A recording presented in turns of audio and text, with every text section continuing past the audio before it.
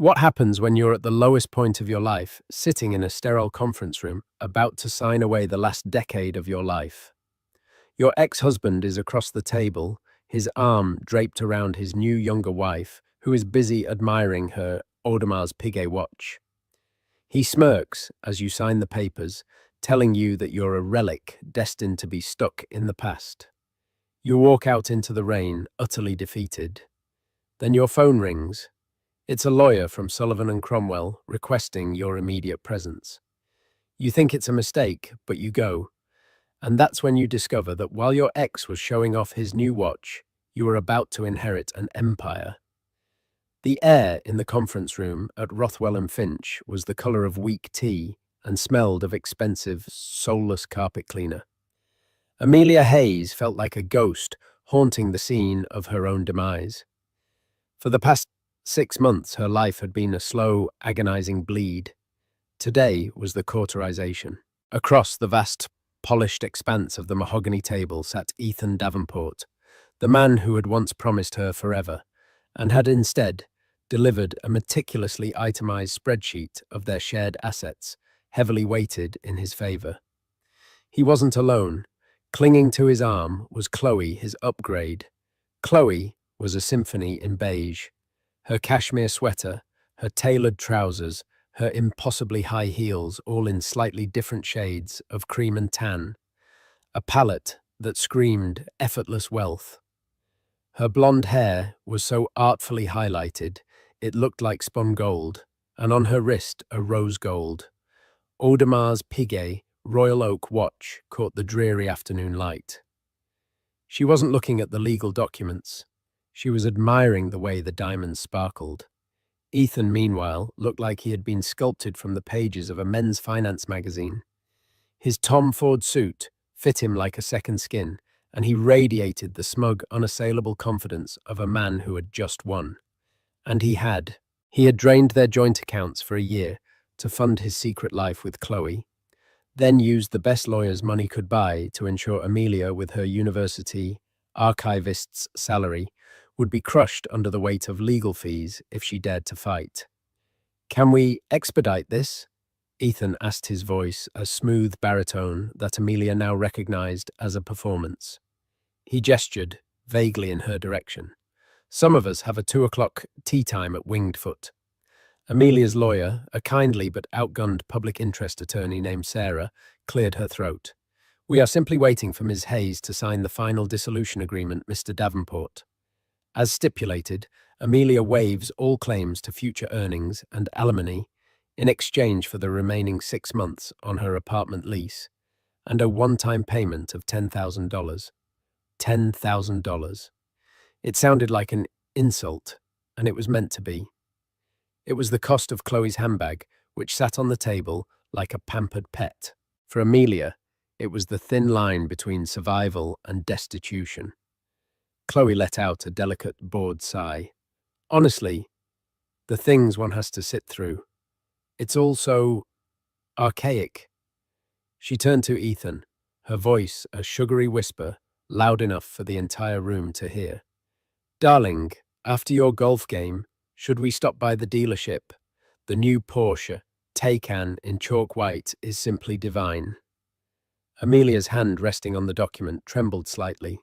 They had test-driven a sensible Subaru the year before he left, and he'd told her they couldn't afford it. The lies were so numerous, so layered, they had formed the very foundation of their last years together. Ethan leaned forward, fixing Amelia with a look of profound theatrical pity. "Just sign it, Ames. It's for the best. You can go back to your books, your dusty old manuscripts. It's where you belong." He lowered his voice, but the intent was for it to carry. "Let's face it, you were always more comfortable in the past. You're an archivist. You preserve things that are dead. It's what you do. You were never built for the future for this world." The cruelty of it was breathtaking. He had taken the one thing she was passionate about, her love for history, for the stories and legacies left behind, and twisted it into a pathetic weakness. He was framing his betrayal not as his failure, but as her destiny. Chloe added the final, devastating flourish. She glanced at Amelia's simple navy blue dress, a dress she'd owned for 5 years, and then down at her own diamond watch. Some people are just vintage, I suppose, and not in a charming way. A hot, acidic rage clawed its way up Amelia's throat. She wanted to scream, to tell Chloe that her future was built on stolen money and a hollow man, to tell Ethan that he was a coward and a thief. But she knew it would only delight them. It would be the hysterical reaction they expected from the woman they had so thoroughly discarded. So she did the only thing she could. She picked up the heavy, gold-plated pen. She channeled all her pain, all her humiliation into the point of that nib. She looked at the signature line, her name typed beneath it. Amelia Hayes. No longer Davenport. The name had felt like a costume for a year. Now she was finally taking it off. With a steady hand that betrayed the storm inside her, she signed. The ink was black and final. She slid the document across the table. There, she said, her voice quiet but clear. It's done. Ethan's face split into a triumphant grin. He stood pulling Chloe up with him. He didn't bother to look at the paper. His lawyer would handle the details. Excellent. Sarah, expect the wire transfer within the hour. He paused and looked at Amelia one last time, the pity back in his eyes. Good luck, Ames. I really do hope you find your quiet little corner of the world. They swept out of the room, leaving behind the scent of Ethan's Creed Aventus cologne and Chloe's cloying floral perfume, a cloud of expensive condescension. Amelia sat there, hollowed out the $10,000 settlement, feeling like 30 pieces of silver. Sarah patted her shoulder. You were incredibly dignified in there, Amelia. Dignified. She felt like a historical document that had just been declared irrelevant and scheduled for incineration. She gathered her worn leather satchel and her coat. She was alone with 6 months to find a new place to live, a pittance to her name and a future that felt as grey and empty as the New York sky outside.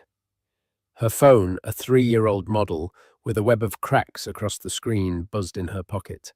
A blocked number, probably a spam call trying to sell her an extended car warranty she didn't have. She almost ignored it, but on a whim she answered, her voice a hoarse whisper. Hello, am I speaking with Miss Amelia Hayes? The voice on the other end was deep formal and resonated with an old-world authority. It was the voice of someone who measured time in generations, not tea times. Yes, this is she. Ms. Hayes, my name is Alastair Finch. I am a senior partner at Sullivan and Cromwell. I am calling you on behalf of the estate of the late Mr. Silas Blackwood. It is a matter of the utmost urgency that I meet with you today.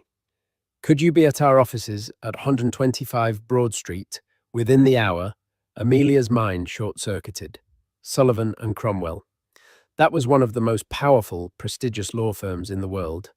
And Silas Blackwood, the name was a ghost from her childhood, her grandmother's estranged brother, a reclusive, almost mythical figure she had met exactly once at a family funeral when she was 10. He had been a tall, austere man with eyes that seemed to see right through you. He'd asked her what book she was reading, and when she'd shown him a history of the Romanovs, he'd simply nodded, said, "Legacy is a burden," and walked away. She hadn't seen or heard from him since. I think you have the wrong person," she stammered. "My great-uncle and we didn't know each other," Ms. Hayes, the voice said, with a tone of unshakable certainty. "I can assure you I do not have the wrong person. 1 hour. My assistant will meet you in the lobby." The line went dead. Amelia stared at her cracked phone, her heart starting to pound a strange new rhythm. Silas Blackwood, Sullivan and Cromwell. It was nonsensical, a bizarre cosmic prank on the worst day of her life. But then Ethan's final words echoed in her ears. "You were always more comfortable in the past." A tiny, unfamiliar spark ignited in the hollow space where her heart used to be. For the first time all day, it wasn't despair. It was a flicker of defiance. The taxi ride from the sterile midtown office of Rothwell and Finch to the imposing heart of the financial district felt like a journey across a chasm. Each click of the meter was a reminder of her precarious financial state, the $10,000 settlement shrinking with every block. Amelia watched the city blur past a rain-streaked canvas of grey and neon. She was operating on a strange, detached autopilot, driven by a force she couldn't name. It was the same instinct that made her, as an archivist, follow a faint trail of ink on a forgotten map, a curiosity that momentarily overrode the crushing weight of her reality. When the cab pulled up to 125 Broad Street, a gleaming tower of black glass and steel that seemed to pierce the low-hanging clouds, she felt a fresh wave of intimidation. This was the world Ethan aspired to, a world of titans who didn't need to flaunt their watches because they owned the companies that made the steel. She paid the driver the fare, making her wince, and stepped onto the rain-slicked pavement. Before she could even process where she was going, a woman in a razor-sharp charcoal suit stepped out from under the building's awning. "Ms. Hayes." The woman asked her, smile polite but devoid of warmth. "I'm Clara, Mr. Finch's executive assistant. He's expecting you." Clara led her through a lobby of soaring marble and hushed, purposeful silence. The air here was different, cool, filtered, and smelling faintly of power. They bypassed the main security desk and were escorted to a private elevator bank. Clara used a key card, and the elevator ascended with a silent, stomach-dropping swiftness. The doors opened directly into the reception area of Sullivan and Cromwell. It was less an office and more a baronial hall. The walls were panelled with dark, lustrous wood, hung with museum-quality paintings of maritime scenes. The quiet was absolute, broken only by the distant rhythmic ticking of a massive grandfather clock. "Mr. Finch is in the main conference room," Clara said, her heels making no sound on the plush, deep blue carpet. She led Amelia to a set of imposing double doors and opened one for her. The conference room was vast. One entire wall was a floor-to-ceiling window offering a breathtaking panoramic view of the New York Harbor and the Statue of Liberty. In the center of the room was a table that looked like it had been carved from a single gargantuan piece of obsidian. At the head of the table, silhouetted against the dramatic sky, stood a man who perfectly matched his surroundings. Alistair Finch was in his late 60s, with a mane of silver hair, a neatly trimmed beard, and piercing blue eyes. He wore a perfectly tailored three-piece suit of charcoal wool that made Ethan's designer clothes look like a cheap costume. "Mr. Hayes," he said, his voice the same calm, authoritative baritone from the phone. "Thank you for coming on such short notice. Please have a seat." He gestured to a single leather chair placed opposite him. It felt less like a seat and more like a witness stand. Amelia sat, placing her worn satchel on the floor beside her. It looked like a stray animal that had wandered into a palace. "Mr. Finch," she began, her voice trembling slightly, "I have to say again, I'm almost certain there's been a mistake. My great-uncle Silas disliked small talk, rarely attended family functions, and hadn't been seen in public since 1998. Mr. Finch finished for her, a flicker of a smile touching his lips. "I know. I was his attorney, his confidant, and one of his very few friends for the last 40 years. And he spoke of you, Ms. Hayes. Not often, but with a specific and notable interest." Amelia was stunned into silence. "He knew you'd chosen a life in academia, Mr.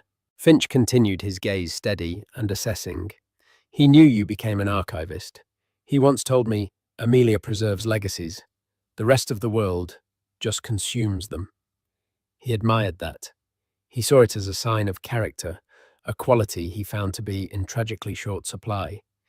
"He knew about my work." The thought was both baffling and strangely touching. A silent, invisible patron she never knew she had. Silas knew a great many things. "Which brings us to the purpose of this meeting." His expression turned solemn. "I'm afraid I am the bearer of sad news. Silas passed away peacefully in his sleep 3 days ago. He was 98 years old. His instructions upon his death were explicit and absolute. The first was to seal his estate from all outside inquiries. The second was to contact you. He reached for a thick leather-bound portfolio on the table and opened it. This is a certified copy of Silas Blackwood's final will and testament executed 6 months ago. Amelia's heart hammered against her ribs. This was real. This was happening. A dizzying image of Ethan and Chloe at their golf club laughing flashed through her mind. Did he leave me something? She asked, her voice a whisper. A small keepsake. An old book. A few $1,000s would be a life-altering miracle right now. Mr. Finch didn't answer directly. Instead, he looked at her with an intensity that seemed to penetrate her very thoughts. Ms. Hayes, to understand Silas, you must understand his life's work. He was the founder and sole owner of Ethelred Global. Amelia vaguely recognized the name. It was a massive, privately held conglomerate, a shadowy giant in the worlds of energy logistics and technology. They were notoriously secretive, never appearing in the flashy business magazines. Their power was quiet, foundational, and immense. Ethelred is not a public company, Mr. Finch explained. As such, its value is not subject to market whims. However, a recent internal audit places the conservative net worth of its holdings at approximately $75 billion. The number hung in the air, so vast and abstract, it seemed to suck all the oxygen from the room. Amelia felt lightheaded. She gripped the arms of the chair to steady herself. Mr. Finch continued his tone, never wavering. Silas had no children. His other relatives are distant cousins to whom he has left modest but generous trusts. He believed that inherited wealth without purpose was a corrupting plague. He wanted his empire, his legacy, to be stewarded, not just spent. He wanted someone with a sense of history of duty, someone who understood that the past must be preserved to build a worthwhile future. He slid a single sheet of heavy cream-colored paper across the polished table. It was a handwritten letter. The script was spidery, but forceful. Amelia, it began. If you are reading this, my account is closed. Do not mourn me. 98 years is more than enough. I met you only once, but I never forgot the girl reading about fallen empires while the rest of the family gossiped. I have followed your career from a great distance. You chose a noble, quiet, and unprofitable profession. You chose legacy over currency. For that, you have earned my respect and now my burden. Amelia looked up from the letter, her eyes wide with disbelief. Burden read the rest, Mr. Finch urged gently. Ethelred Global is a powerful beast, and it is surrounded by jackals who would tear it apart for scraps. I am not giving you a treasure chest, my dear. I am giving you a throne and a kingdom full of courtiers and assassins. They will see you as weak, an anomaly. They will test you. Do not let them. Your skills as an archivist are more valuable than any MBA. You know how to find the truth buried in mountains of paper. You know how to spot a forgery. And you know the value of a story that has endured. This company is my story. Do not let them erase it. He had signed it simply, Silas. Tears pricked at Amelia's eyes. This man she barely knew had seen more in her, understood more about her than the man she had shared a life with.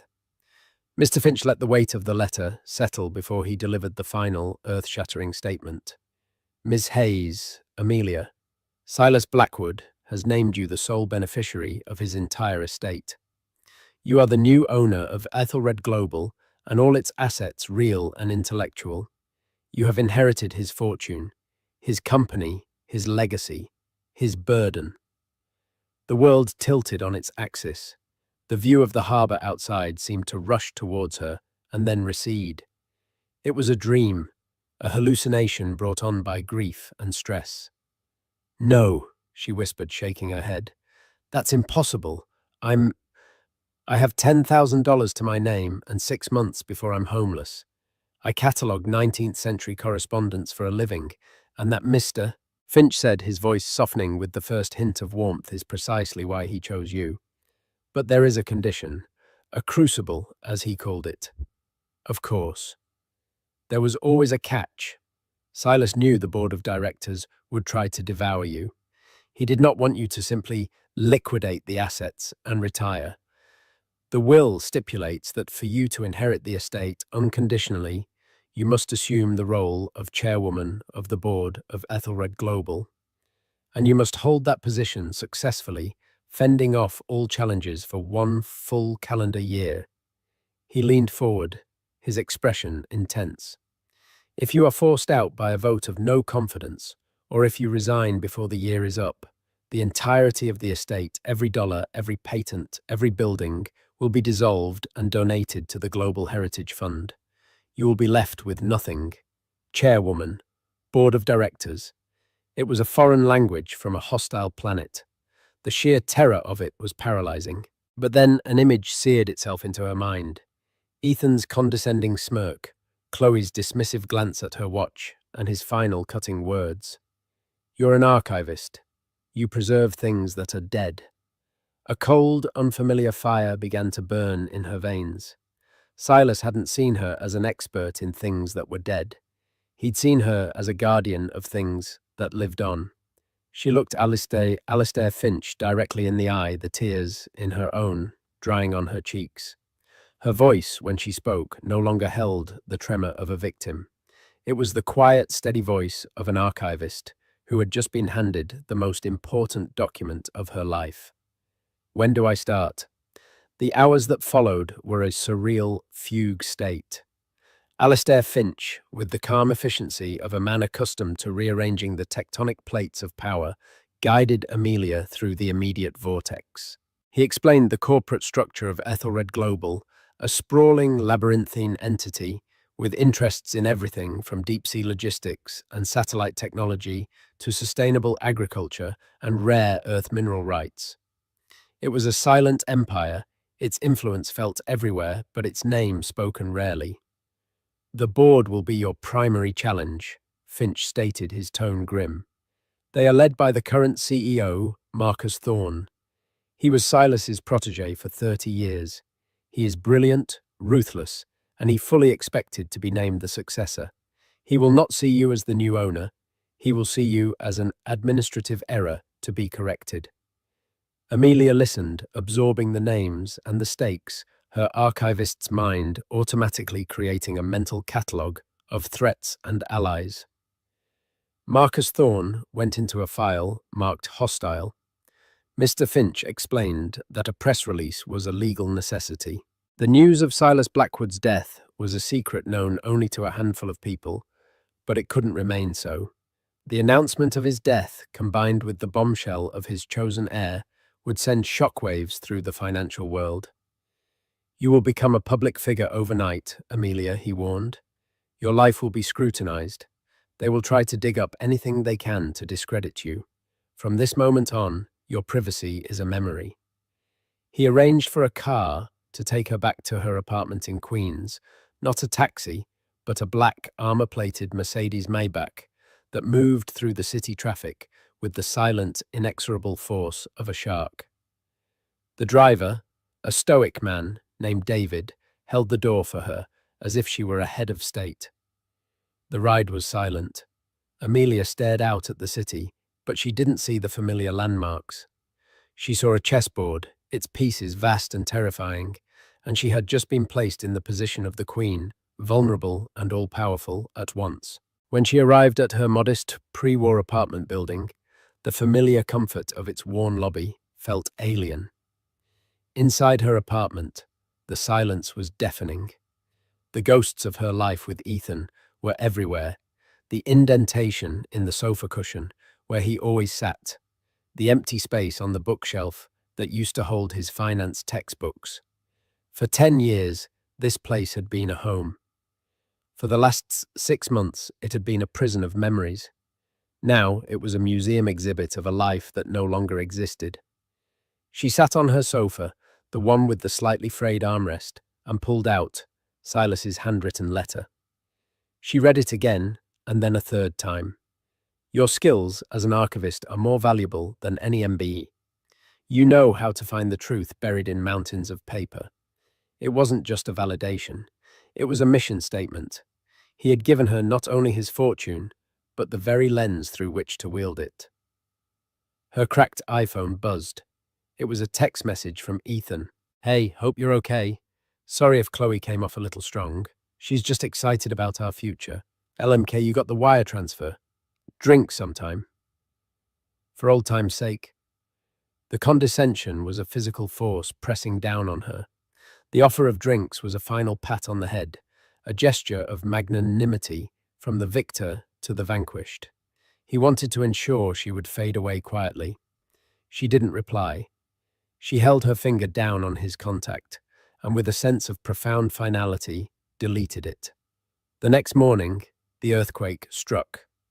As instructed by Mr. Finch, Amelia had put her old phone on silent.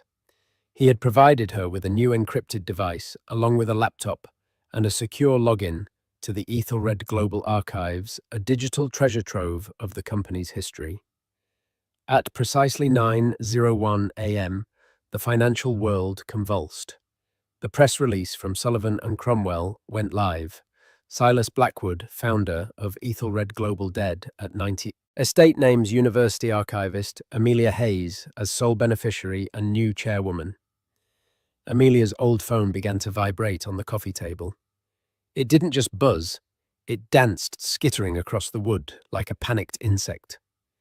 The screen lit up with a cascading waterfall of notifications from news apps, social media, and a flood of calls from numbers she didn't recognize. The first call she answered on her new phone was from her mother in Ohio, her voice a frantic squeak of disbelief. Amelia, is it true? The news? They're saying you... Oh my lord, they're saying billions. Is this some kind of terrible joke? Amelia calmed her mother, promising to explain everything later. The second call was from her sister, a high school teacher in Chicago, who was just screaming with a mixture of shock and joyous laughter. Then a call came into her old phone from a number she still knew by heart. Ethan. She stared at the screen, her thumb hovering over the decline button. But a different instinct took over, the same instinct that had made her accept Mr. Finch's challenge.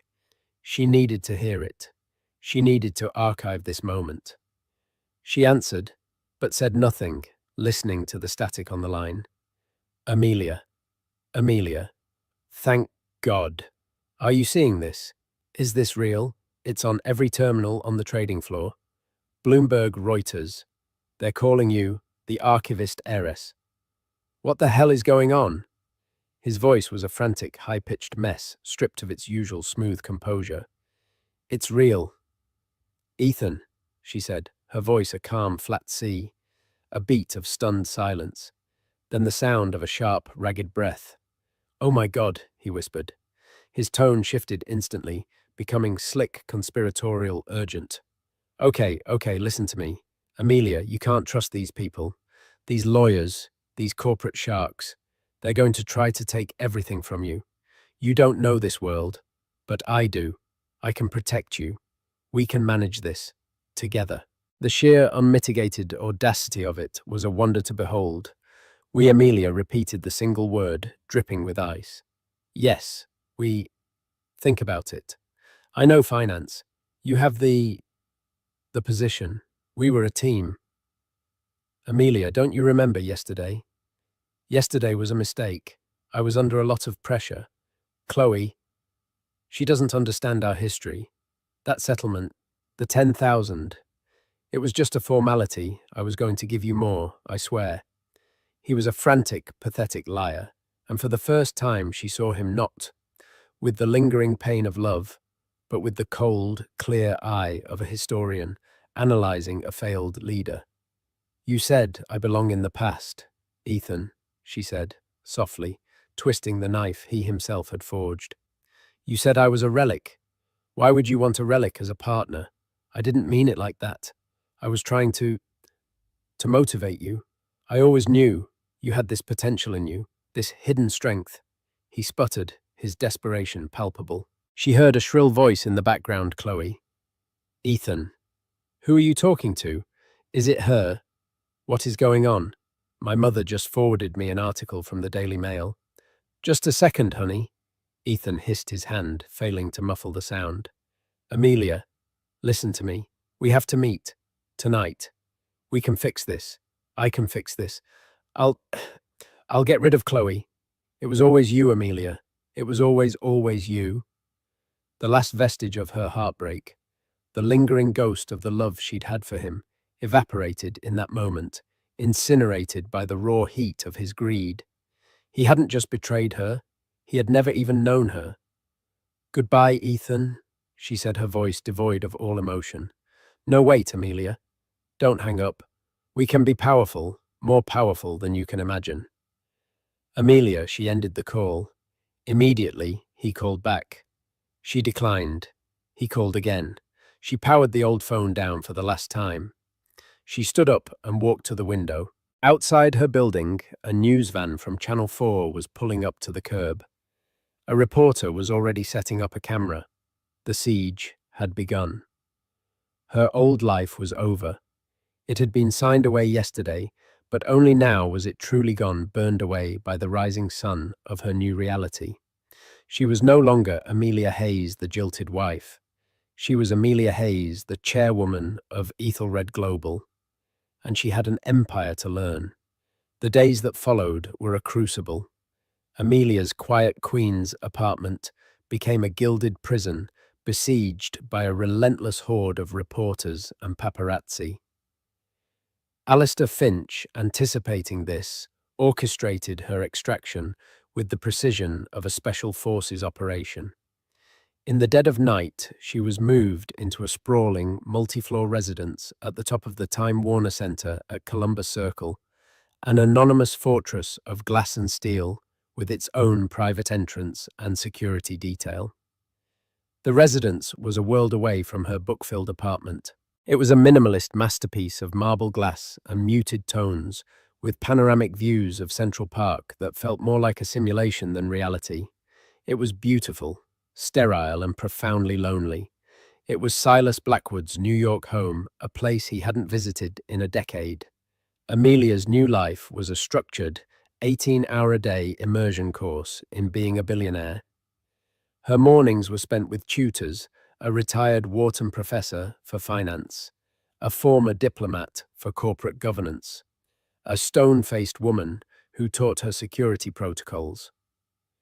Her afternoons were spent with Alistair Finch, dissecting the complex anatomy of Ethelred Global. But her nights were her own, and in the quiet solitude of her glass tower, she did what she did best. She went to the archives. The company's digital archives were her sanctuary. For hours, she would read through decades of board meeting, minutes project proposals, internal memos, and most importantly, Silas's private correspondence. She began to see the company not as a corporate entity, but as a living history.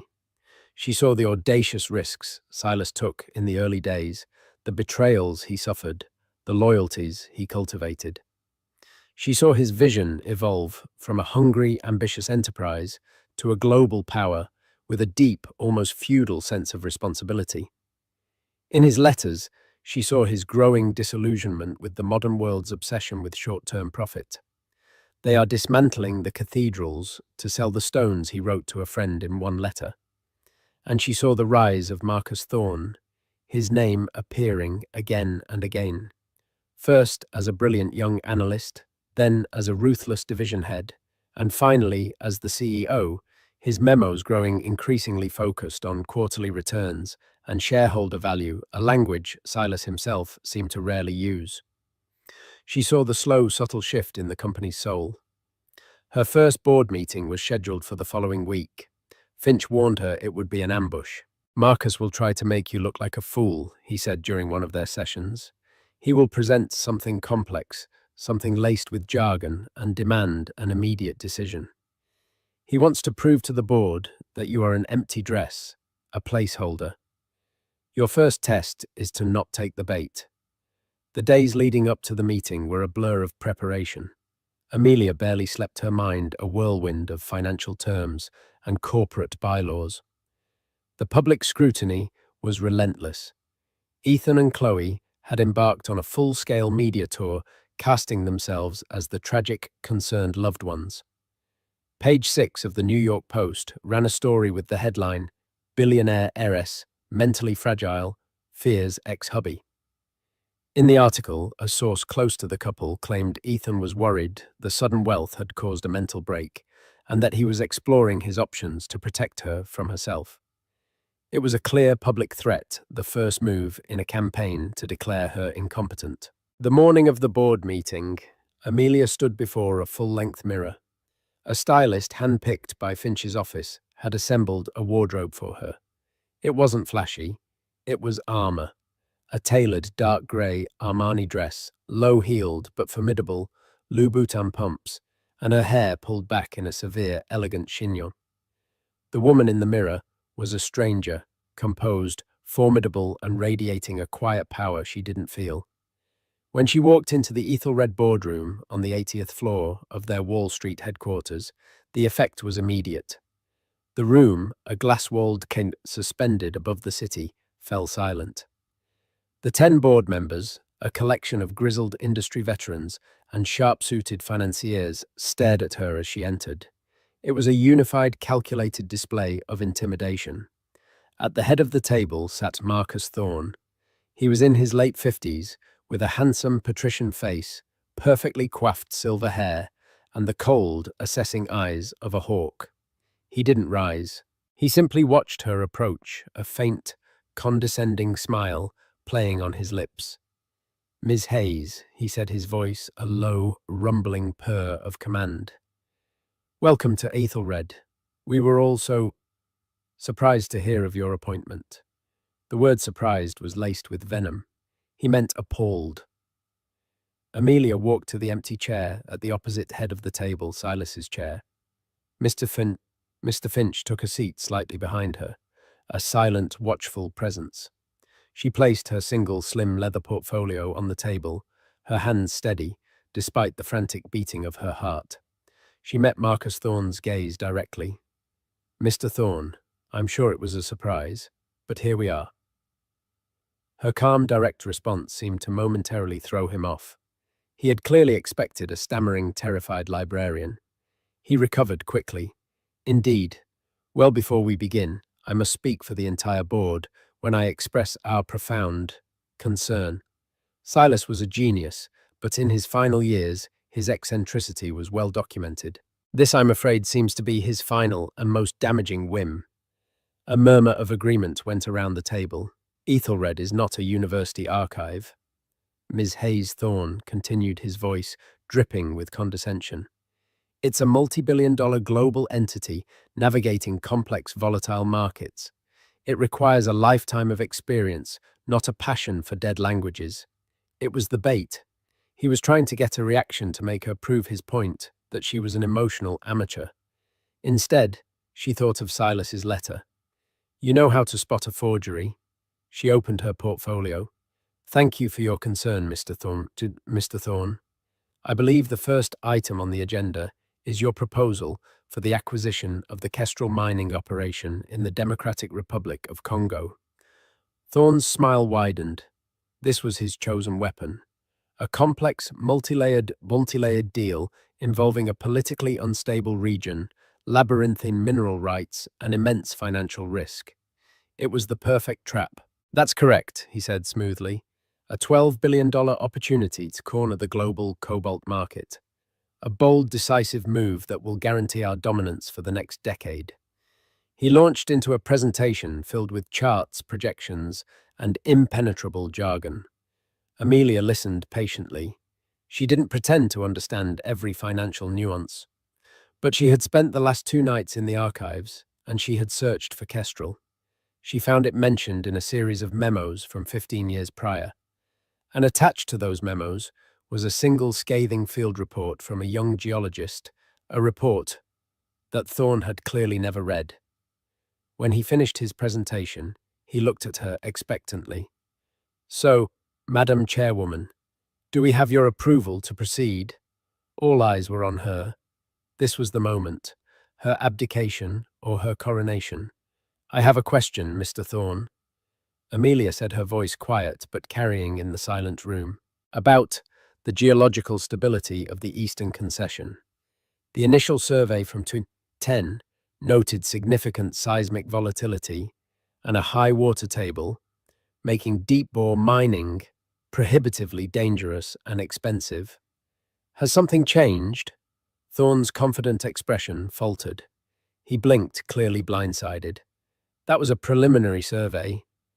Our new data shows. I'm also curious about the political situation. Amelia continued, pressing her advantage. I read that the current Minister of Mines, Jean-Pierre Mbata, is the nephew of the general who led the 2015 coup in that province. A coup, I might add, that resulted in the nationalization of all foreign assets for 2 years. Is it wise to invest $12 billion in a country where our ownership is dependent on the whims of a single notoriously corrupt family? A wave of unease rippled around the table. These were risks the board members understood. Thorne had glossed over them, presenting the deal as a sure thing. Amelia delivered the final killing blow. But my biggest concern is this. She looked around the table. Silas Blackwood looked at this exact same deal 15 years ago. I found his notes on it in the archives last night. She paused for effect. He rejected it. His final comment on the proposal was a single sentence. Only a fool or a thief would build a palace on a fault line. The room was utterly silent. She had not used Thorne's language of profit and loss. She had used the language of the company's own history, the words of its founder as a weapon. She had shown them that she was not just the new chairwoman. She was the keeper of the company's memory, its conscience. Marcus Thorne's face was a mask of cold fury. He had been publicly humiliatingly outmaneuvered. Amelia looked at him, her expression unreadable. The Kestrel acquisition is denied. Now what is the next item on the agenda? She hadn't just survived, she had drawn first blood. The aftermath of the first board meeting was a quiet declaration of war. Marcus Thorne was too cunning to challenge Amelia directly again. Instead, he began a campaign of subtle sabotage, a death by 1,000 paper cuts. Crucial reports for meetings would arrive at her office minutes before they began, giving her no time for review. He instructed his division heads to overwhelm her with technical data, hoping to bury her in jargon. He became a master of passive aggression, praising her fresh perspective in meetings, while his allies on the board sighed and rolled their eyes. Simultaneously, the public war escalated. Ethan and Chloe were no longer just tabloid curiosities. They were professional victims. They hired a high-powered Hollywood publicist and began a carefully orchestrated media blitz. They gave a tearful primetime interview to Diane Sawyer, where Ethan, his face a mask of sorrow, spoke of the Amelia he once knew. She was this brilliant, gentle soul, he said, his voice thick with emotion. But this weight of responsibility, it's too much. I see her in these photos, and her eyes, they're like a stranger's. I'm not after the money. I just want the woman I love back from this corporate prison. Chloe, her hand resting on her barely perceptible baby bump, nodded sadly. We pray for her every night. The public narrative was insidious and effective. Amelia was painted as a cold, isolated figure, a tragic prisoner in a glass tower, while Ethan was the devoted ex-husband fighting to save her soul. It was a fairy tale in reverse, and the world was eating it up. The campaign was clearly designed to bolster their future legal claim that she was not mentally competent to manage her own affairs. Amelia felt the pressure closing in. The loneliness of her position was immense. She had no friends in this new world, only employees and adversaries. The board was a viper's nest of shifting allegiances, and Marcus Thorne was the serpent, charming them all. She knew she couldn't fight him on his terms. He was a master of corporate intrigue. She had to fight him on hers. Her only potential ally was a man she had only read about in the archives, Dr. Aris Thorne, Marcus's older, estranged cousin. Aris was the head of Ethelred's long-term research and development division, a semi-autonomous skunk works that Silas had funded personally. Aris was a brilliant, eccentric scientist, responsible for some of the company's most important patents, but he was openly disdainful of the corporate culture, Marcus had created. Silas's notes described Aris as the only man here who still looks at the stars. Amelia scheduled a meeting with him, not in the sterile boardroom, but at his labs in upstate New York. The facility was a stark contrast to the Wall Street headquarters. It was a chaotic, sprawling campus of greenhouses, workshops, and labs, humming with quiet, focused energy. Dr. Aris Thorne was a man in his 60s, with a wild mane of grey hair, a rumpled lab coat, and eyes that sparkled with fierce intelligence. He greeted her not with a handshake, but by showing her a prototype for a new water purification system powered by solar energy.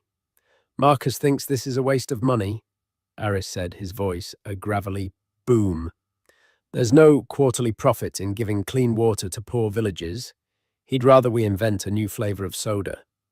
"Silas funded this division for a reason," Amelia said, looking at the complex device. Aris's sharp eyes appraised her. "So, the archivist has been reading. Tell me, what do you really want?" "Ms. Hayes, you've survived your first encounter with my cousin. Impressive, but he's a patient predator. He's circling you right now, waiting for you to bleed." "I want to win," Amelia said simply. "I want to honor Silas's legacy, not the version of it Marcus has created. But I can't do it alone. Marcus has the board. He has the system. I have a history book." "History is a weapon," my dear Aris said, with a wry smile, "if you know where to look. Marcus has one great weakness. He believes he is smarter than everyone else. He has become arrogant, and arrogant men leave tracks." He led her to his office, a cluttered space overflowing with books and blueprints. He pulled out a dusty box from a closet. "These are Silas's old project files from the 80s and 90s, the hard copies. He never fully trusted the digital archives. He said paper has a memory that circuits forget. Marcus has no idea these still exist. If he's been cutting corners, if he's been hiding his mistakes, the evidence will be in here. It will be your ammunition." Amelia spent the next week in that dusty office, her hands covered in paper dust, feeling more at home than she had in months. She cross-referenced the physical files with the digital records, and slowly, a pattern of deception began to emerge. Marcus Thorne had a history of burying projects that were his idea, but had failed, shifting the blame and the financial losses to other departments. More damningly, he had used shell corporations, a tactic she learned about from Silas's notes on his own early aggressive acquisitions, to purchase patents from struggling inventors and then sell them back to Ethelred at an immense markup. It was a sophisticated, long-running scheme of self-enrichment hidden beneath layers of corporate complexity. While she was gathering her ammunition against Marcus, she knew she had to deal with the public threat of Ethan. The constant media attacks were wearing on the board, making her look weak and unstable. She needed to end it. She instructed Alistair Finch to hire the most ruthless private investigation firm in the country. "I want to know everything about Ethan and Chloe," she said. "Where their money is coming from. Their real histories. I want the truth. The kind of truth that doesn't get printed in page 6. The report came back a week later. It was a slim, devastating document. Ethan, deep in debt from funding his lifestyle with Chloe, had been engaging in insider trading, using information from his firm to make illegal profits. Chloe, whose real name was Chelsea O'Malley, from Ohio, had a history of attaching herself to wealthy men. The Audemars Piguet watch was a gift from a married real estate mogul she was seeing before Ethan. And the pregnancy. The due date made it clear the baby couldn't possibly be Ethan's. The final piece of the puzzle was a series of wire transfers. A shell corporation registered in the Cayman Islands had been making regular, large payments to Ethan. A shell corporation that Aris Thorne helped Amelia trace back to a slush fund controlled by Marcus Thorne himself. It all snapped into focus. Ethan wasn't just an opportunistic ex-husband. He was a paid operative. Marcus was financing Ethan's public smear campaign to provide air cover for his own eventual corporate coup. He was fighting a war on two fronts, and Amelia was the target. The cold rage that filled her was clarifying. They had all treated her like a character in a story they were writing. A tragic heiress, a fragile victim, an incompetent librarian. It was time for her to write her own ending. The perfect stage for the final act presented itself, the annual Met Gala. As a primary sponsor, Ethelred Global's table was a bastion of power, and Amelia knew her adversaries would be there. Marcus Thorne would be holding court, and he would certainly have arranged for Ethan and Chloe to attend a public display of their unholy alliance designed to humiliate her on the world stage. They expected her to be a fragile librarian, easily broken. They were about to meet the Empress. Amelia had spent the prior weeks gathering her ammunition. Dr. Aris Thorne had helped her unearth a paper trail of Marcus's 15-year scheme of embezzlement, using shell corporations to enrich himself at the company's expense. Simultaneously, the private investigators she'd hired had delivered a devastating file on Ethan and Chloe, detailing his insider trading and the sordid truth about Chloe's past, her fake pregnancy timeline, and the source of their funding, Marcus Thorne himself. The conspiracy was a neat, damning circle. On the night of the gala, Amelia transformed. She arrived in a gown of midnight blue velvet by Schiaparelli, severe and regal. Around her neck was the Blackwood diamond, a flawless 50-carat stone that radiated a cold blue fire. When she stepped onto the red carpet, the photographers, expecting a mousy archivist, were stunned into a frenzy. Inside, she found them exactly as she'd predicted, Marcus, Ethan, and Chloe, basking in the glow of feigned concern and real power. As she approached, a hush fell. Amelia Marcus boomed, projecting for the audience of onlookers. "So glad you came. Ethan and I were just discussing how worried we all are." Ethan stepped forward, his face a mask of sorrow. "Ames, you look tired. This is all too much for you." Amelia let the silence hang for a moment before she spoke, her voice cool and clear. "That's touching, Ethan, and I'm so glad to see you both looking so well. That must be quite a generous stipend Marcus is paying you from his Cayman Islands account, the same one he uses to launder the money he's been embezzling from Ethelred for 15 years. A collective gasp rippled through the crowd. Marcus's face turned to stone. Amelia didn't pause. "As for you, Ethan," she said, her voice dropping, but losing none of its edge, "the CCC will be contacting your firm in the morning. Your friend at the hedge fund has already agreed to cooperate regarding your little insider trading scheme." Finally, she turned to Chloe, who was pale with shock. "And Chelsea," she said, using her real name like a weapon, "I do hope your actual baby daddy is prepared to foot your bills. Ethan's accounts are about to be frozen. By the way, the Audemars Piguet is a fake. A good one, but a fake." She had not raised her voice. She had simply presented her research calmly and methodically, like an archivist presenting her findings. She turned and walked away, leaving a tableau of silent, stunned horror in her wake, their lives and lies utterly dismantled in the heart of New York society.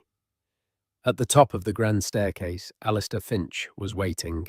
"Checkmate, I believe," he said softly. The fallout was immediate and absolute. The morning after the gala, a ruined Marcus Thorne offered his resignation at an emergency board meeting. Amelia refused it. "A resignation implies you have a choice, Marcus," she said, her voice cold steel. "You don't." The board voted unanimously for his termination for cause, and as security escorted him from the room, his corrupt era ended.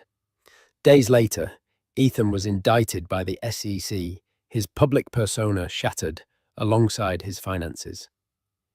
The year that followed was one of profound transformation. Amelia didn't just run Ethelred Global, she curated it. She steered the corporate giant toward purpose-driven profit launching, the Silas Blackwood Foundation for Historical Preservation, and fully funding Dr. Aris Thorne's Clean Water Initiative.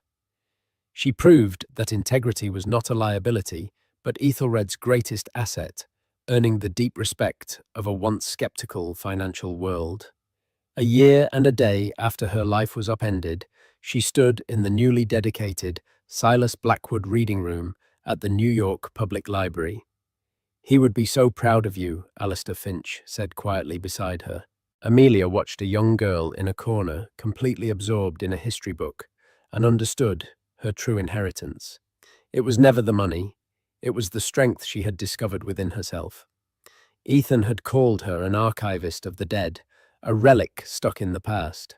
He was wrong. She was a guardian of legacy, using the wisdom of history to build an enduring future. Her work was just beginning. And so Amelia Hayes, the quiet archivist, became one of the most powerful people in the world. Her story is a powerful reminder that the skills we cultivate in the quiet moments of our lives, our passions, our knowledge, our integrity, can become our greatest weapons when we are tested. She didn't just get revenge, she redefined an entire empire, proving that true power isn't about being the loudest voice in the room, but the most prepared. What did you think of Amelia's epic takedown at the Met Gala? Was it the perfect revenge? And what do you think is the most important part of a person's legacy? Let me know your thoughts in the comments below. If you were inspired by Amelia's incredible journey from heartbreak to head of the board, please show your support by hitting that like button. It helps our channel bring more stories like this to you. And if you don't want to miss the next dramatic tale of vindication and triumph, be sure to smash that subscribe button and ring the notification bell. Share this story with anyone who has ever been underestimated. Thank you for listening. What happens when the world, the one you helped build, decides you're worthless? On a glittering night at the Metropolitan Museum of Art, surrounded by New York's elite, Emma Vance was publicly discarded by the man who owed her everything. Her ex-husband, tech mogul Daniel Prescott, called her a footnote to his success in front of everyone who mattered. The flash of cameras captured her humiliation. The whisper sealed her fate as a forgotten ex-wife. But what none of them knew, what Daniel couldn't possibly imagine, was the secret she'd guarded for years.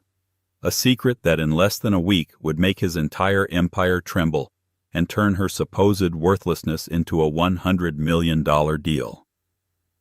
This is the story of how a single insult ignited a revolution. The invitation had felt like a slap in the face. It was thick, cream-colored cardstock, the kind of paper that costs more than some people's weekly groceries. The embossed lettering in gold foil read, "The 12th Annual Metropolitan Innovators Gala." And at the bottom, under a list of sponsors that read like a who's who of global finance, was the keynote honoree Daniel Prescott, founder and CEO of Prescott Innovations, her ex-husband. Emma Vance turned the invitation over in her hands in the quiet of her Upper West Side apartment. It was elegant but sterile, a far cry from the vibrant, art-filled home she had once shared with Daniel on Park Avenue. The divorce had been finalized 6 months ago, a clean, brutal severing. He kept the company, the penthouse, the Hamptons estate, and the public adoration. She received a generous settlement, as his lawyers called it, and her freedom. But the freedom felt like an exile. For 15 years she had been the architect of his dream. Not just his wife, but his ghostwriter, his strategist, his chief scientist before he even had a science division. Prescott Innovations was built on the back of her algorithm, a predictive analytics model she had designed in her doctoral program at MIT.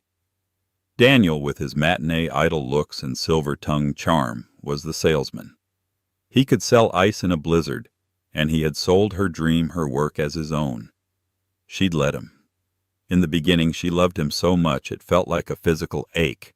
She believed in their partnership, in the us he was so fond of talking about. She worked 18-hour days in their small apartment, coding and refining, while he networked at gallery openings and investor lunches. "You're the brains, I'm the face," he'd say, kissing her forehead. Together we're unstoppable.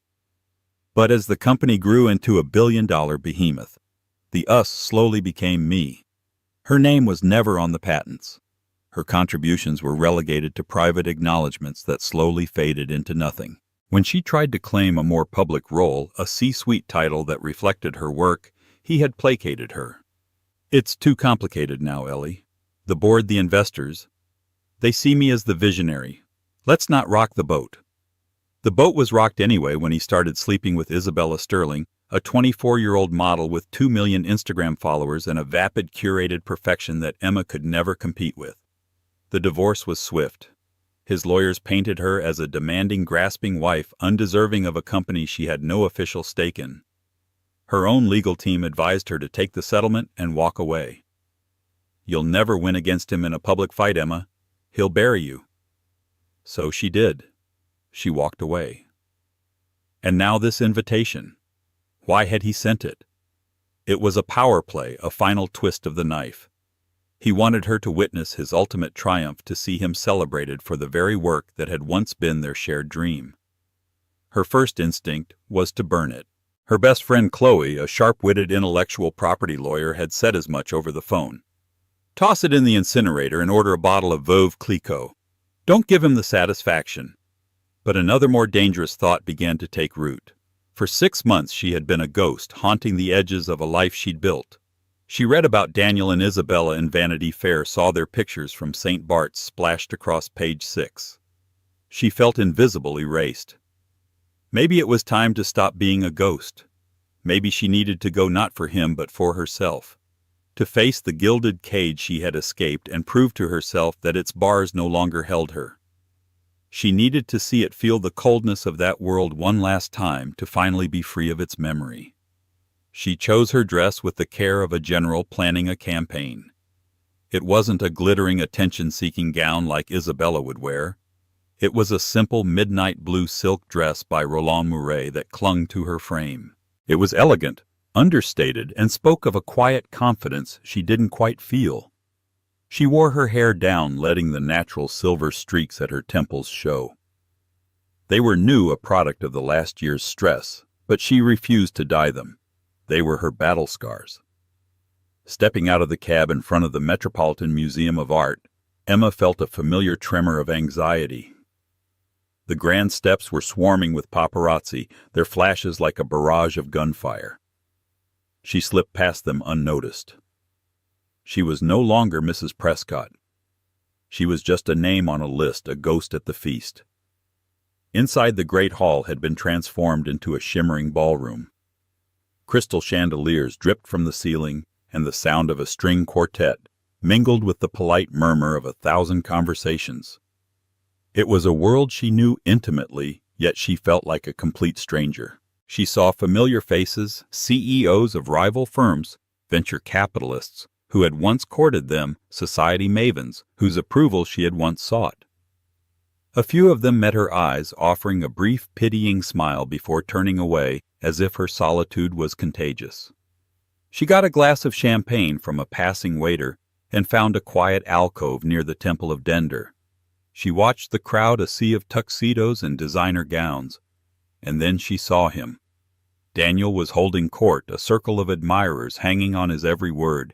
He looked impossibly handsome in a Tom Ford tuxedo, and on his arm, draped in a garish feathered Versace gown, was Isabella.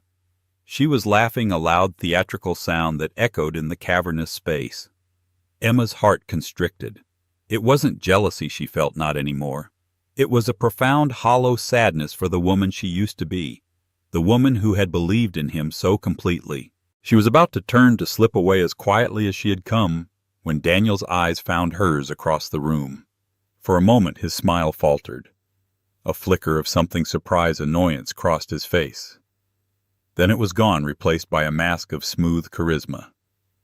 He excused himself from his circle and began to walk towards her, Isabella in tow. Her stomach churned. This was it. The confrontation she had both dreaded and on some level craved. This was the moment of reckoning. The few yards of marble floor between them felt like a mile-long battlefield. Every head in their vicinity turned. The polite chatter died down, replaced by a charged silence thick with anticipation. They knew who she was. The discarded first wife, the silent partner, the scandal that had been whispered about for months in boardrooms and at charity luncheons.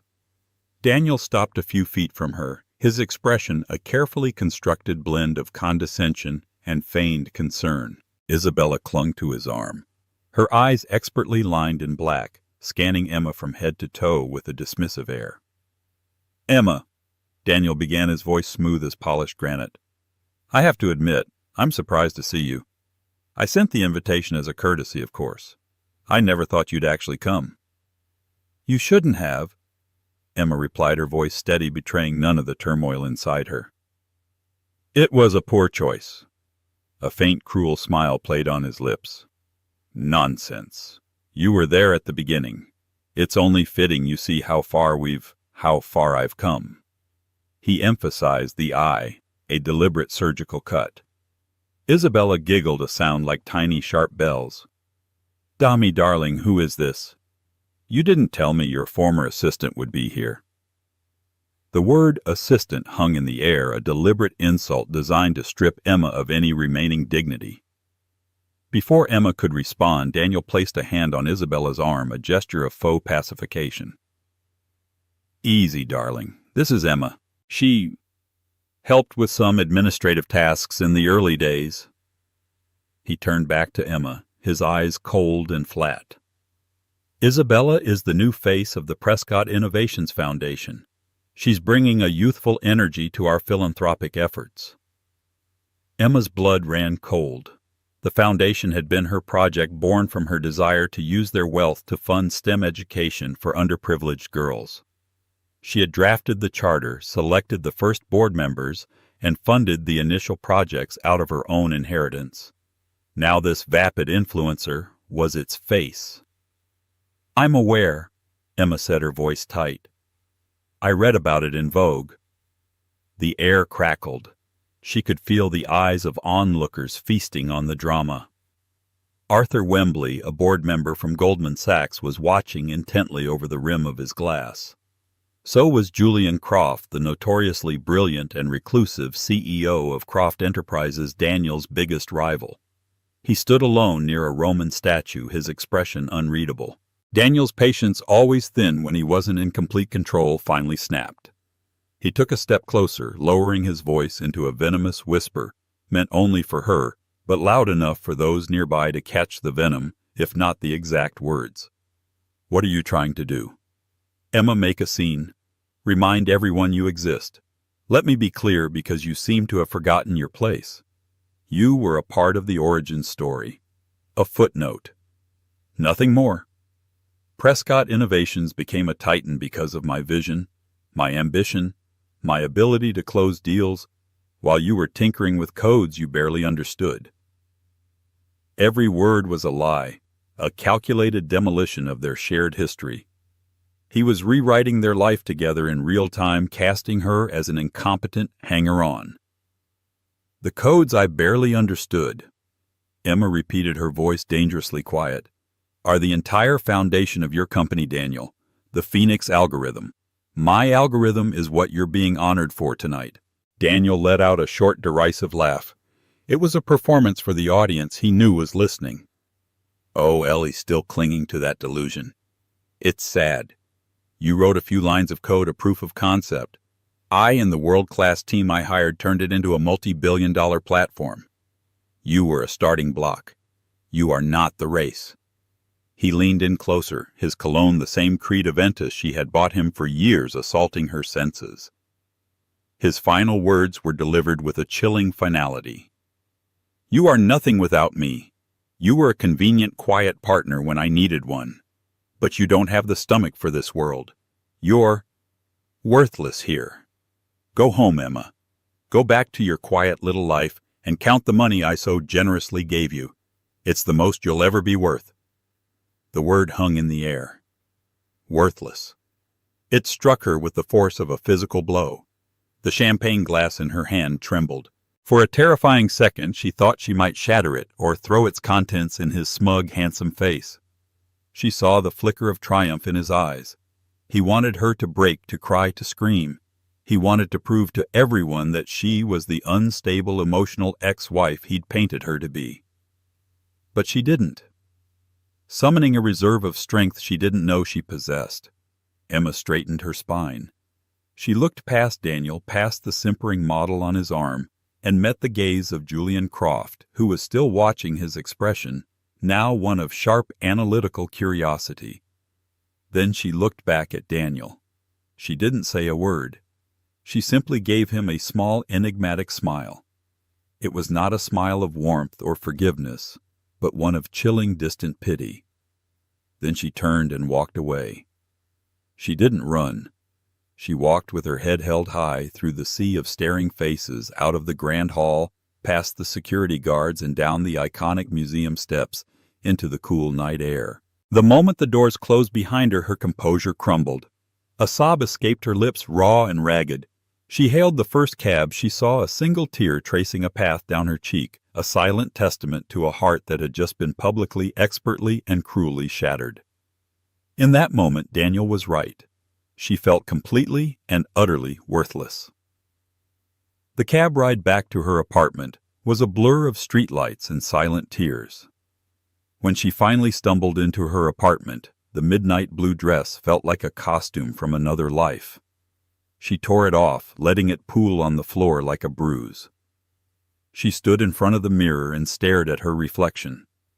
She saw the woman Daniel had described, a 42-year-old divorcee, with faint lines around her eyes and silver in her hair, a footnote in a story where she should have been the author. The next 24 hours were a descent into a gray, soundless fog. She didn't answer her phone when Chloe called, her voice frantic with concern on the voicemail. She didn't eat. She just sat on her sofa, wrapped in an old cashmere blanket, the echo of that single word, worthless, playing on a loop in her mind. He had done it. He had finally broken her. The humiliation wasn't just in the insult itself, but in the public nature of it, the silent agreement of the onlookers who had simply watched their expressions, ranging from pity to morbid curiosity.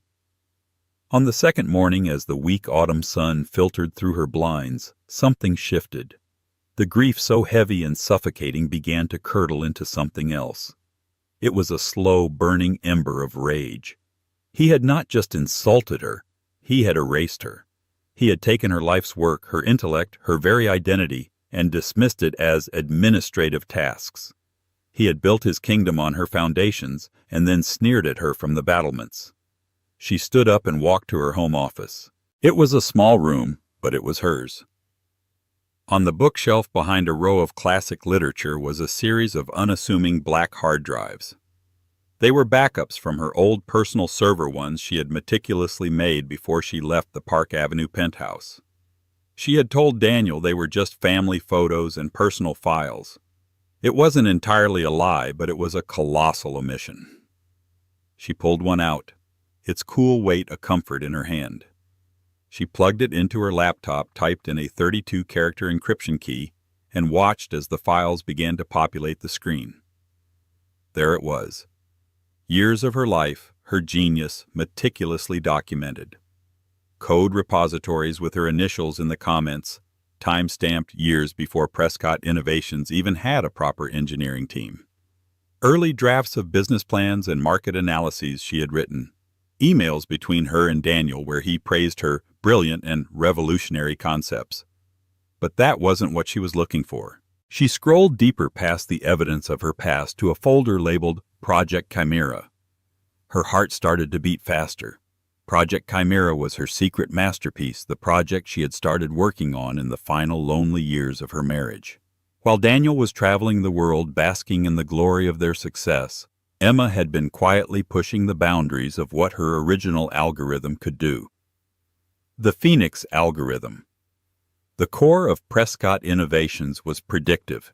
It analyzed data to forecast market trends, consumer behavior, and logistical efficiencies. It was brilliant, but it was reactive. Chimera was different. It didn't just predict, it created. It was a generative AI, but not for art or text. It was a materials science AI. You could feed it a set of desired properties, for example, the tensile strength of steel, the conductivity of copper, and the weight of carbon fiber, and Chimera would generate novel molecular structures, new materials that didn't exist in nature, designed from the ground up to meet those specifications.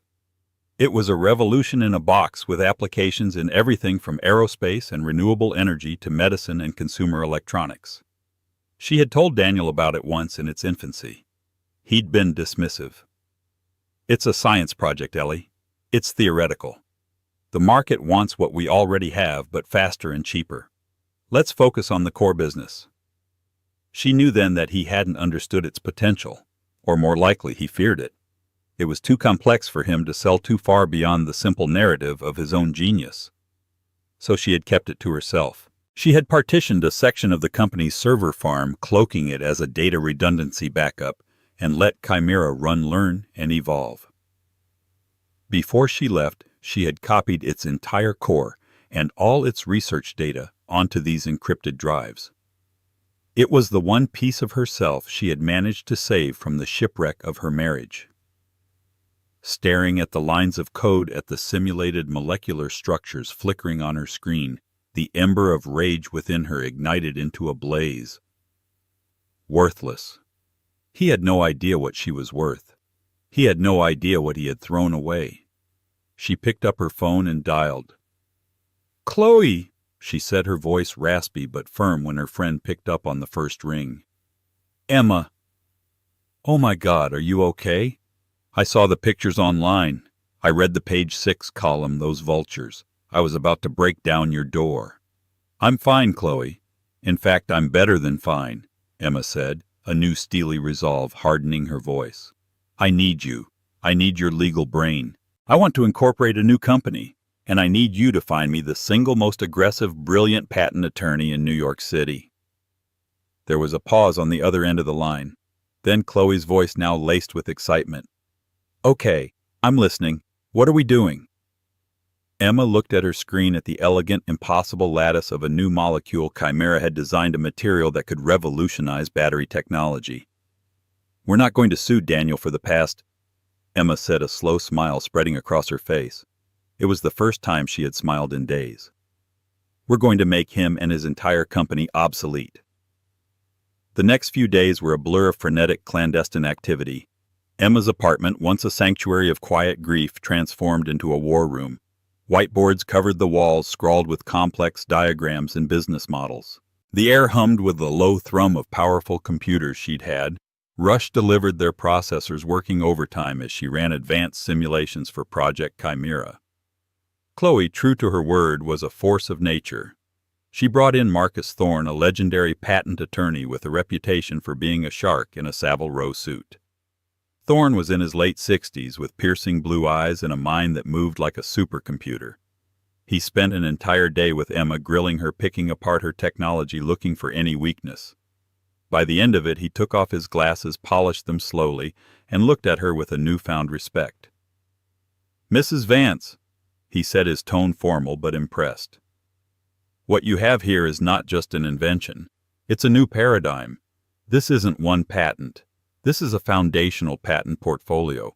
This could be the next DuPont, the next Intel. But you have a serious problem." "Daniel," Emma stated, not as a question. "Precisely," Thorne affirmed. "You developed the core of this on Prescott Innovations' time and partially on their resources, however well hidden.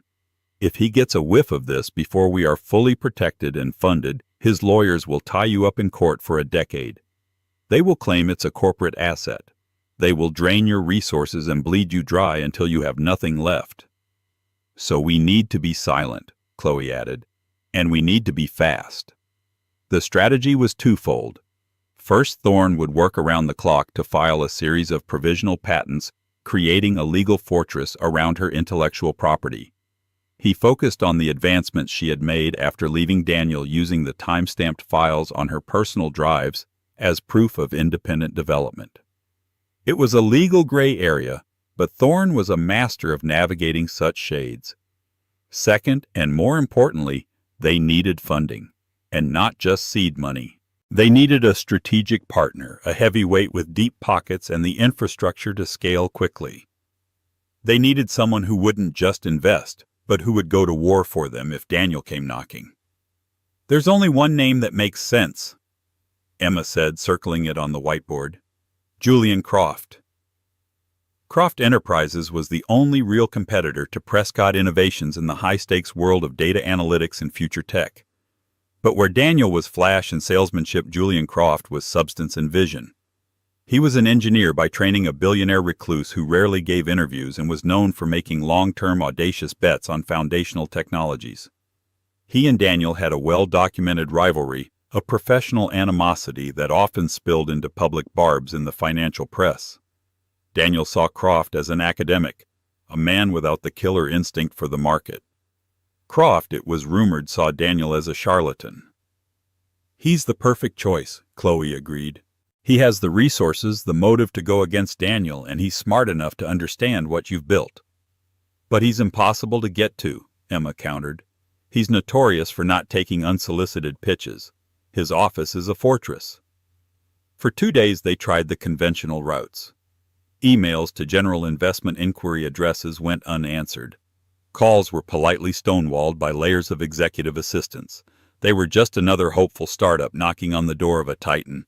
Frustration began to set in. Emma was running out of time. The longer she waited, the greater the risk of a leak. She paced her apartment, the memory of Daniel's sneer at the gala fueling her anxiety. He had called her worthless, and now she was being blocked by the very systems he navigated with ease. It was late on the third night when the idea came to her. It was a long shot, a wild, unconventional gambit. She remembered something from years ago, a profile on Julian Croft in Forbes. It mentioned that his one passion outside of technology was horology, the art of watchmaking. The article detailed his fascination with the intricate mechanical genius of watchmakers like Patek Philippe, and his personal favorite, a little-known independent artisan named Philippe Dufour. Emma went to her old jewelry box, a relic from her marriage that she rarely opened. Inside, past the diamond earrings and necklaces Daniel had bought her, gifts that felt more like transactions than gestures of love, was a simple, elegant wristwatch.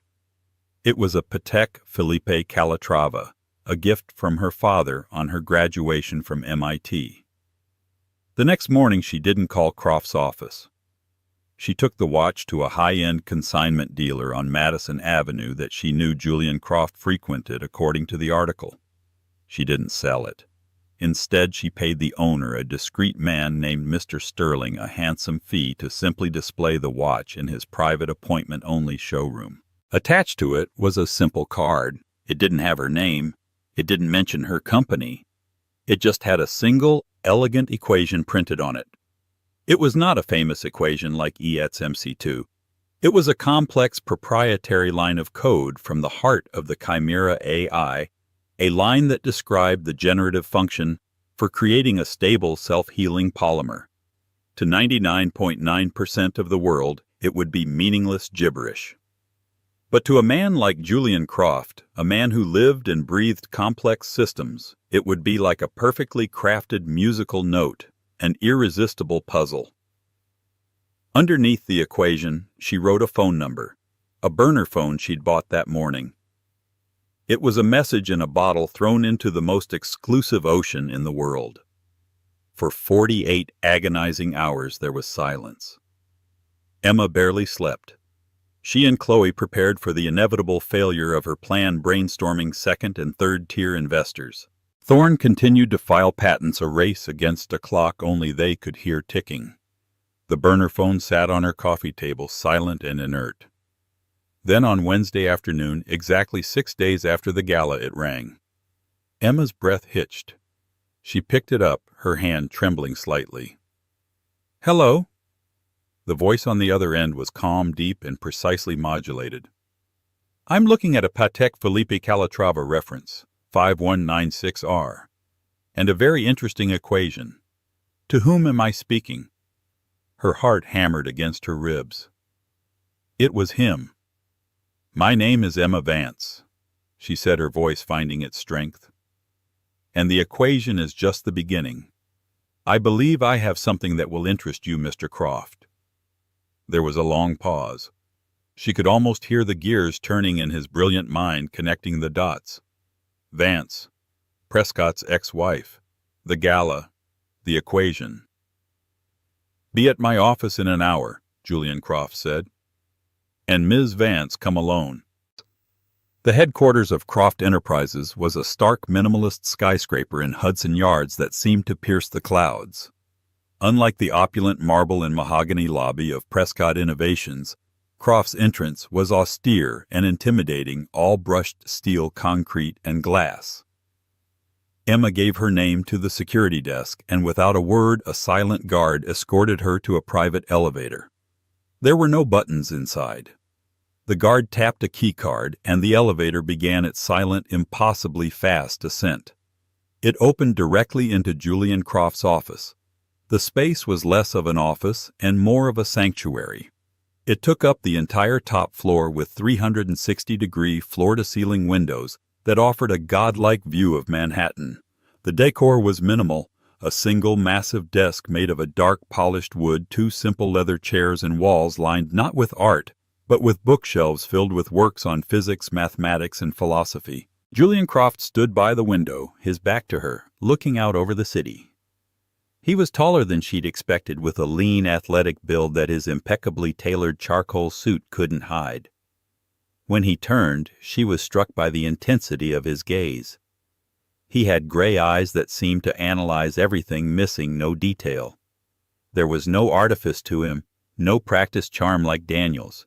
He was pure, focused intelligence.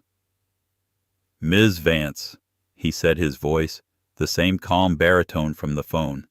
He didn't offer to shake her hand. He simply gestured to one of the chairs. "Your gambit with the watch was novel. It got my attention. You have 1 hour." Emma sat placing her sleek carbon fiber laptop on the corner of his vast desk. Her heart was pounding, but her mind was crystal clear. This was not a pitch to a venture capitalist. It was a thesis defense in front of a Nobel laureate. "Mr. Croft," she began, foregoing the pleasantries. "For the past decade, the tech industry has been focused on predictive analytics using data to forecast the future. Prescott Innovations is the king of that model. They analyze what is. But what if you could use AI to create what isn't? What if you could generate novel solutions from the ground up at a molecular level?" She opened her laptop, not to a flashy PowerPoint presentation, but to the raw interface of the Chimera AI. She typed a series of commands, and the screen came alive with the rotating three-dimensional lattice of a complex molecule. "This is Chimera," she said. "It's a generative material science AI. Last week I tasked it with creating a material for energy storage. The parameters were simple: 500% the energy density of lithium ion, a charge time of under 5 minutes, a 1,000-cycle lifespan, with less than 1% degradation, and it had to be constructed from abundant, ethically sourced elements. Chimera generated this." She pointed to the screen. "We're calling it Ethereum. It's a stable carbon-based crystalline structure. According to every simulation, it meets or exceeds all parameters. It could eliminate the range anxiety of electric vehicles. It could allow for grid-level energy storage from solar and wind. It could make personal electronics last for days on a single charge." Croft listened, his expression unreadable. He walked over, leaning over the desk to look at her screen, his eyes scanning the data, the code, the structural analysis. He was silent for a full minute, a minute that stretched into an eternity for Emma. "Simulations are one thing," he said finally, his voice skeptical. "Proof of concept is another. Have you synthesized it?" "No," Emma admitted. "I don't have access to a materials science lab. That's one of the reasons I'm here." "And the IP?" he asked, his eyes still locked on the screen. "Prescott will claim it's his." "He will try," Emma said, her voice firm. "But the core generative code was developed on my own time. The specific research into Ethereum was conducted entirely after I left him in the company. My lawyers are confident in our position, but we need a partner who isn't afraid of his legal team. We need to move faster than he can." Croft finally straightened up and walked back to the window. He was quiet for a long time, looking down at the city below. Emma's entire future hung in his silence. "I was at the gala," he said, his back still to her. The change in subject was jarring. "I know," she replied softly. "I saw you." "I've competed with Daniel Prescott for years," Croft continued, his voice contemplative. "I've always found him to be a brilliant salesman with a remarkable lack of technical depth. His company's early breakthroughs, the core algorithms, they never felt like him. The thinking was too elegant, too nuanced." He turned to face her, and for the first time his analytical gaze softened with something that looked like understanding. "It was you, wasn't it, the Phoenix algorithm? That was your work." It wasn't an accusation. It was a statement of fact. Emma felt a wave of validation so powerful it almost brought her to tears. After years of being a ghost, here was one of the most brilliant minds in her field, seeing her acknowledging her work without her even having to claim it. She simply nodded. Yes. And that insult, his comment to you. He trailed off. It was the catalyst I needed, she finished for him. Croft nodded slowly. He walked back to his desk and sat down, steepling his fingers. The chess match was over. Now the negotiation would begin. You have something revolutionary here, Ms. Vance, potentially one of the most valuable technologies of the 21st century, but it's also a massive risk. It's unproven, and you're about to walk into the legal fight of your life against a very litigious, very powerful enemy. He leaned forward, his gray eyes locking onto hers. So tell me, what do you want from me? This was the moment. Chloe had coached her for hours on this. Don't appear desperate. Don't ask for too little. Know your worth. Daniel's word echoed in her head, worthless. She crushed it. I don't want an investment, Mr. Croft, Emma said, her voice ringing with newfound confidence. I want a partner. I'm not selling my technology. I'm building a company. I will be the CEO. I need access to your R&D labs, your legal team, and your supply chain network. I need a capital injection to scale at lightning speed. In exchange, Croft Enterprises will receive a 40% equity stake in the new venture. She had named her new company the night before Chimera Dynamics. Croft's eyebrows shot up. 40% was a steep price for a pre-revenue, pre-synthesis technology. He was clearly expecting her to ask for a simple seed round. He was silent again, evaluating her, the deal, the risk, the reward. She had not only presented a world-changing idea, but had also demanded control and evaluation that was audacious, to say the least. Finally, a slow, genuine smile spread across his face. It transformed his severe features, making him look younger. He is an absolute fool, Julian Croft said almost to himself. Then, looking directly at her, he extended his hand across the vast desk. Ms. Vance, you will get your labs, your lawyers, and my full backing. But I have one condition. Emma took his hand. It was a firm, dry grip. What is it? My team will begin due diligence immediately. They will be brutal. They will vet your code, your data, and your legal standing. If they find a single hole, the deal is off. He paused, his grip tightening slightly. But if what you've shown me is real, then we are going to do far more than build a company. We are going to change the world. And in the process, we are going to leave Prescott Innovations in the dustbin of history. The next 48 hours were the most intense of Emma's life. Julian Croft's due diligence team descended like a SEAL team. They weren't slick bankers in suits. They were hardened PhDs in physics, chemistry, and computer science, along with a team of Croft's most ruthless corporate lawyers. They set up shop in a secure conference room at Croft Tower, and for 2 straight days they put Emma and her life's work under a microscope. They tore through Chimera's source code line by line, looking for bugs, inefficiencies, or any trace of Prescott's proprietary code. They ran her simulation data through their own quantum computers, trying to find flaws in her conclusions. The lawyers, led by a woman with a fearsome reputation named Anjali Singh, cross-examined her for hours about the timeline of the project's development, demanding proof of every claim she and Thorne had made about its independent nature. Emma met every challenge. She knew her code better than she knew herself. She walked them through the elegant architecture of the AI, explaining the recursive learning loops and the quantum tunneling models she had used. She produced time-stamped backup server logs she had covertly saved, and even old journal entries that documented her thought process years before Chimera was a reality. She was exhausted, running on caffeine and pure adrenaline, but she was also exhilarated. For the first time, she was defending her own work, her own intellect, and she was winning. On Friday morning, just shy of a full week since the gala, she was summoned back to Julian Croft's office. Anjali Singh and the lead scientist, a doctor. Eris Thorne, no relation to her lawyer, were there with him. The atmosphere was formal, charged with significance. Our analysis is complete. Dr. Eris Thorne began his tone one of academic awe. The simulations hold. The underlying science is breathtaking. We believe synthesis of Ethereum is not only possible but likely. We cannot find a single flaw in her methodology. Anjali Singh spoke next. Legally, it's a calculated risk. Prescott will undoubtedly sue.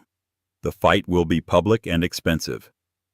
However, Ms. Vance has provided substantial evidence of independent creation. We believe it's a defensible position. A strong one.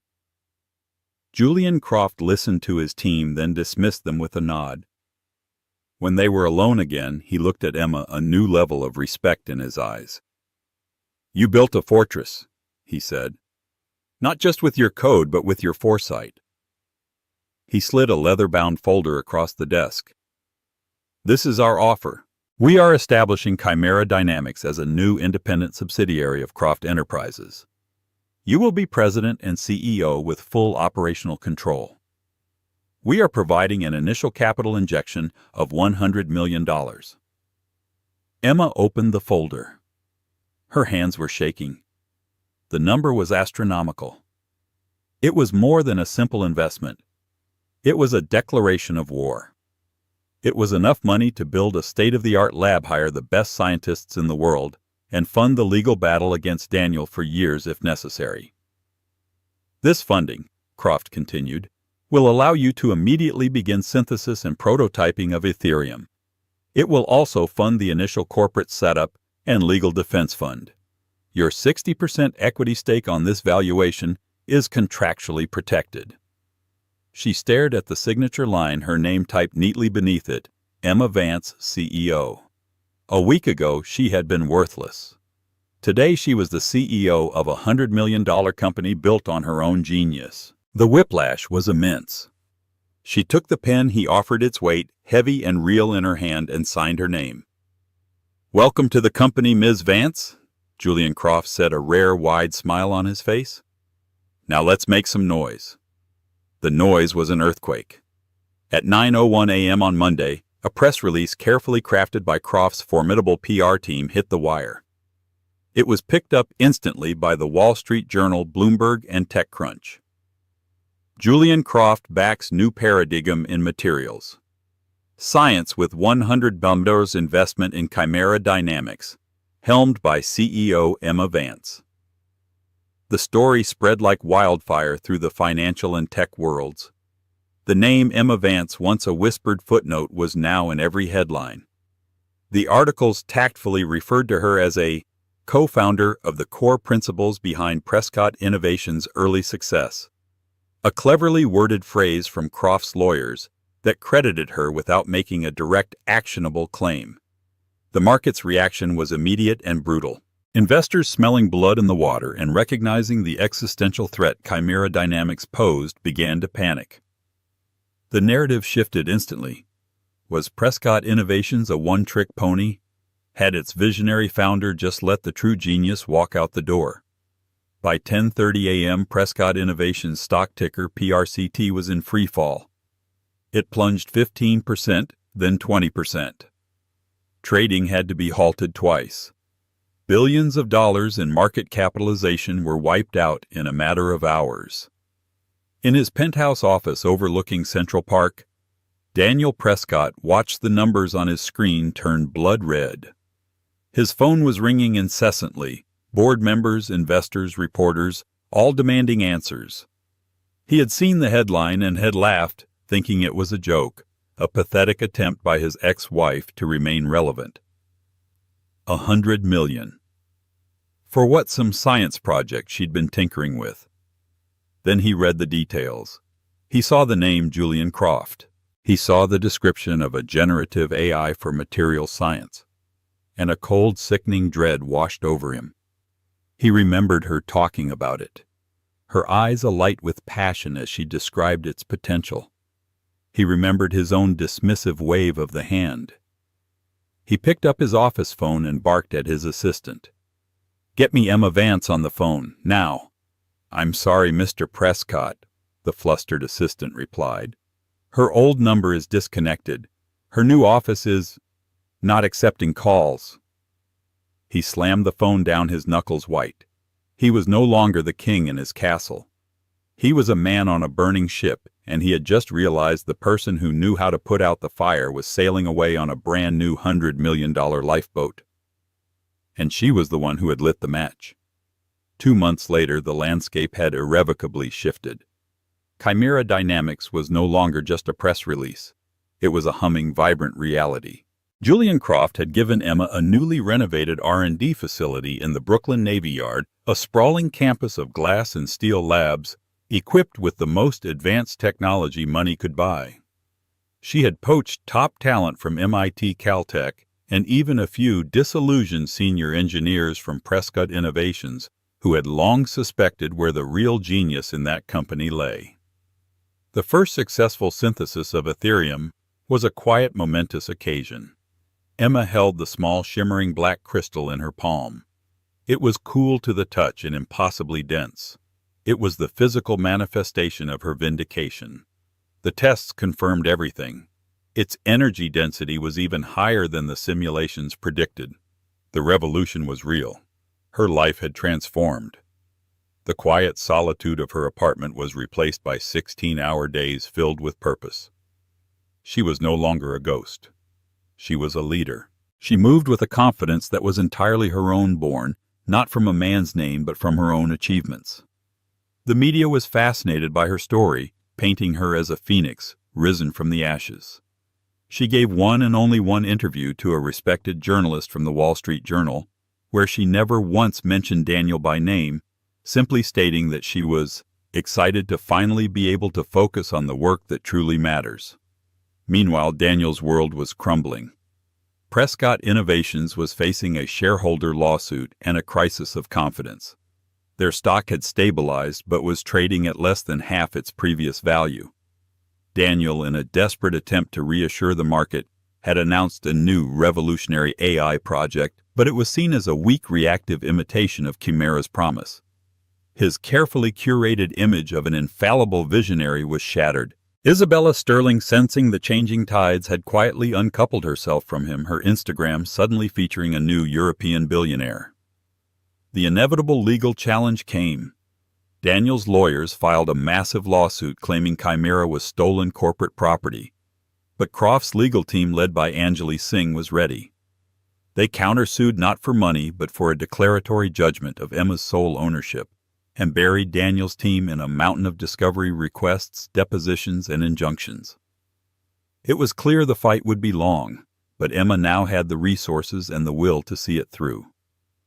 The final confrontation happened not in a courtroom or a boardroom, but on a crisp autumn evening on the steps of the New York Public Library following a benefit for women in STEM, a cause Emma now championed as the public face of Chimera Dynamics. She was leaving, talking with Julian Croft, when a voice called her name. "Emma?" It was Daniel. He looked haggard. The bespoke suit was still perfect, but his face was drawn and there were shadows under his eyes. He had waited for her. "I need to talk to you," he said, his voice a low, urgent command. Julian Croft gave Emma a questioning look. She nodded slightly, a silent signal that she could handle this. He stepped back, giving them space but remaining close by. "There's nothing to talk about, Daniel," Emma said, her tone cool and even. "Don't be ridiculous," he hissed, stepping closer. "This is insane. You're trying to destroy me, to destroy everything we built." "What we built?" Emma replied, a faint, humorless smile on her lips. "I seem to recall you telling me I was just a footnote, that my contributions were worthless." Panic flashed in his eyes.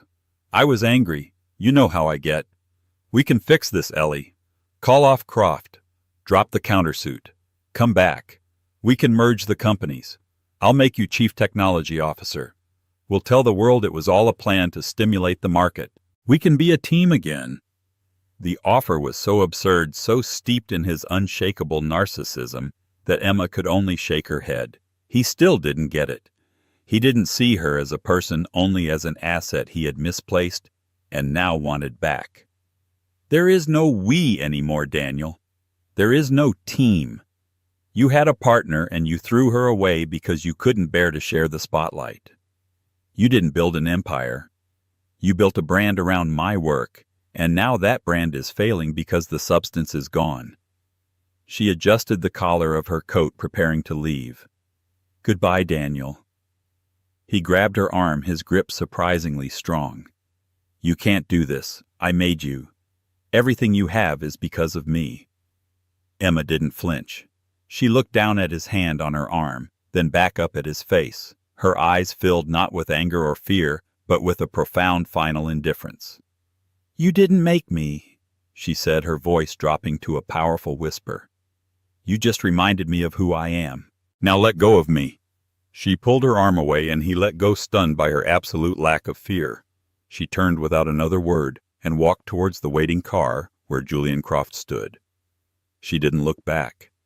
She didn't need to. The past was finally where it belonged, behind her. As the car pulled away, she looked out at the glittering lights of the city. They weren't just lights anymore. They were a grid waiting for a new kind of power. Her power. A week ago, a single word had almost destroyed her. But now she knew the truth. Her worth was never his to define. It was hers to build, to own, and to unleash upon the world. And she was just getting started. Emma Vance's story isn't just about a $100 million deal.